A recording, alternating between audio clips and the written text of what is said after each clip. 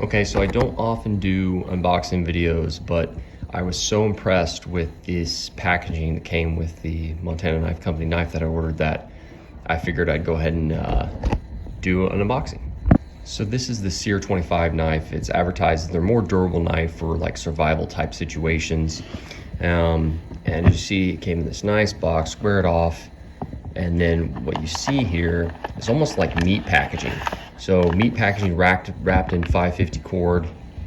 One thing I did order as well is a clip here in case I wanted to carry it inside the waistband, which after looking at the knife, I don't think I will be doing.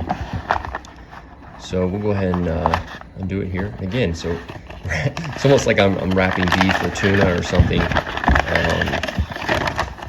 for getting it, but yeah.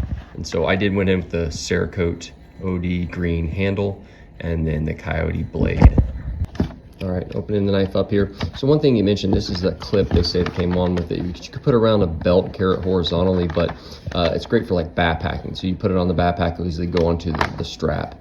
And so I'll probably leave that for a while and then try the other one. But we check it out here.